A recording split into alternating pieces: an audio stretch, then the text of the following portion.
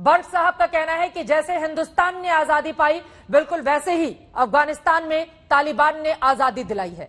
क्या है इस पर टिप्पणी आप लोगों की?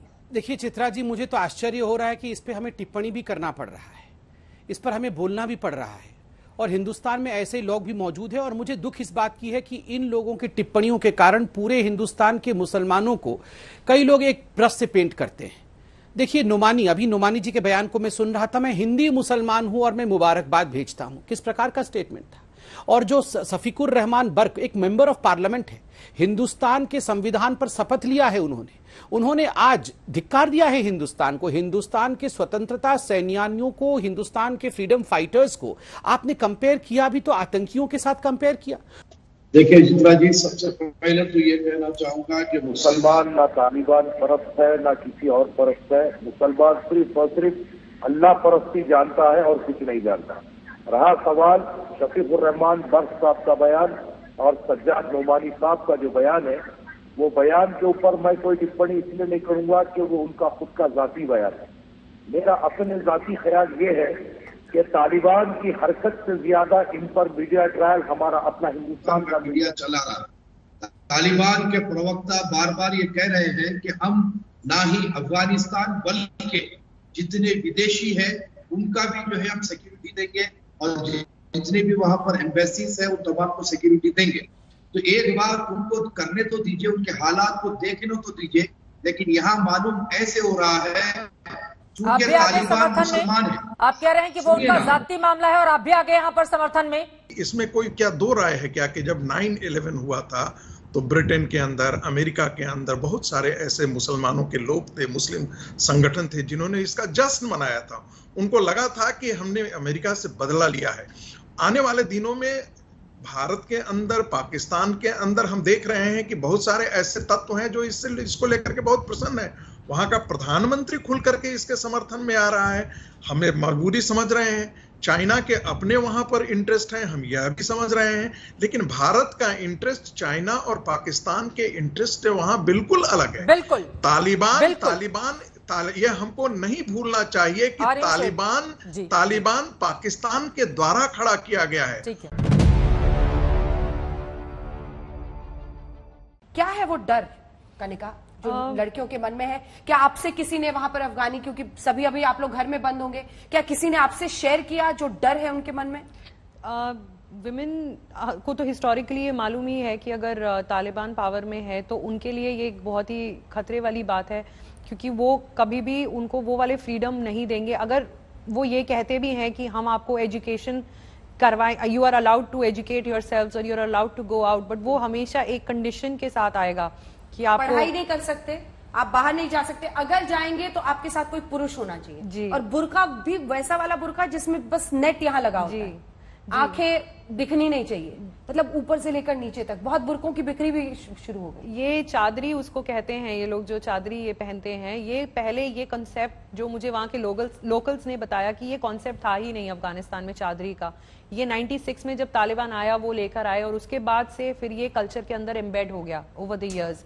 सो अब इस पॉइंट पे अगर वही बात है कि अगर उनको वो फ्रीडम देते भी हैं, वो हमेशा एक कंडीशन के साथ होगी, और वो कंप्लीट फ्रीडम जो आज की विमेन, जो मॉडर्न अफगान विमेन एंजॉय करती हैं, वो फ्रीडम शायद उनके लिए अब मुश्किल होगी। आपको समझ में आ रहा है ये कि ये जो आप लोग कह रहे हैं कि आप तालिबान को चांस तो दो, अभी तक कोई हिंसा तो हुई नहीं है, अभी तक तो हुआ नहीं है। आप देखिए एक एक करके वो क्या महिलाओं की आवाज नहीं दबा रहे। देखिए जाहिर बात है, अगर खवातीन की आवाज कहीं भी दबाई जाएगी तो उसको कोई पसंद नहीं करेगा।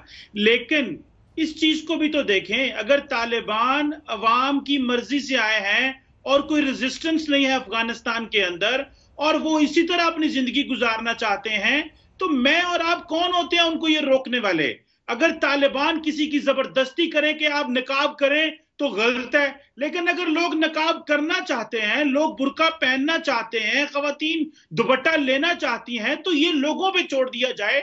ना किसी को ये कहना चाहिए कि आप दुपट्टा लें और ना किसी को जबरदस्ती ये कहना चाहिए कि दुपट्टा उतारें। देखिए अभी जो बातें कर रहे हैं वो सारी बातें तो अपनी जगह के वो खवातीन को पूरे राइट्स देंगे, लेकिन मैं समझती हूँ देखें एज फार एज नकाब, बुर्का या कोई भी इस तरह की चीज कंसर्न्ड है, ये किसी का इंडिविजुअल राइट होता है। मैं नकाब करना चाहती हूँ या नहीं करना चाहती, ये मेरा इंडिविजुअल फैसला होना चाहिए, ना कि स्टेट का फैसला होना चाहिए कि वो मेरे ऊपर कोई चीज लागू करें। हम आपको बताते हैं कि हथियारों वाला कौन सा जैकपॉट लग गया है तालिबानियों के हाथों, क्योंकि जितनी तेजी से अमेरिका वापस भागा उतनी तेजी से तालिबान आगे बढ़ा, और जहां जहां वो आगे बढ़ा अफगान सेना या फिर अमेरिकी सेना जिन हथियारों का इस्तेमाल करती थी वो सब उसके हाथ लगते गए। तो हवाई ताकत किस तरीके से उसकी बढ़ रही है, सबसे बड़ी जो चीज है वो देखिए, ये सुपर टुकानो जो विमान है वो उसके हाथ लगा।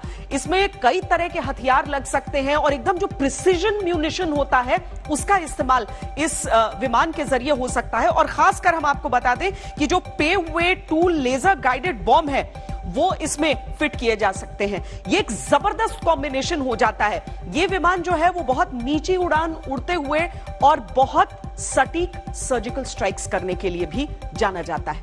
अब देखिए Mi-24 ये जो हेलीकॉप्टर्स हैं इनका अटैक में इस्तेमाल होता है। भारत ने अफगानिस्तान को ये प्रेजेंट किए थे और ये हाथों में लग गए हैं तालिबान के।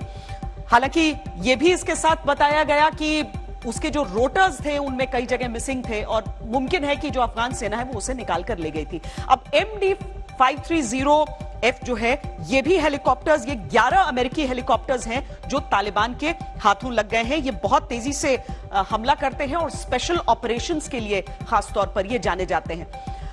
इसके साथ ही हम आपको यह भी बता दें कि ब्लैक हॉक हेलीकॉप्टर्स पर भी कब्जा किया है अमेरिका के बाहर।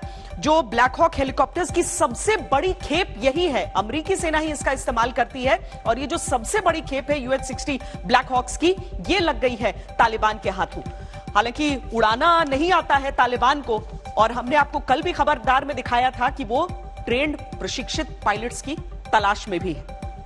इसके अलावा रूस के जो Mi-17 हेलीकॉप्टर्स हैं उनकी संख्या बताई जा रही है 75, जो कि हाथों में आ गई है अब तालिबान के। बहुत भरोसेमंद हेलीकॉप्टर्स हैं, हर तरह के ऑपरेशन में काम आते हैं। हालांकि बहुत उन्नत हेलीकॉप्टर्स नहीं है ये जितनों का भी हम नाम ले रहे हैं, लेकिन ये सारे उसकी ताकत जरूर बढ़ा सकते हैं। तालिबान की खुफिया जानकारी इकट्ठा करने वाले स्पेशल एयरक्राफ्ट भी उसे मिल गए हैं। इसमें स्विट्जरलैंड में बने हैं ये 12 PC-12 स्पेशल मिशन हेलीकॉप्टर्स, ये सब उसके पिलाटस PC-12 ये उसके हाथों में आ गए हैं। ये सारी चीजें हैं जो अफगानिस्तान में तालिबान के हाथों में इस समय आ गई।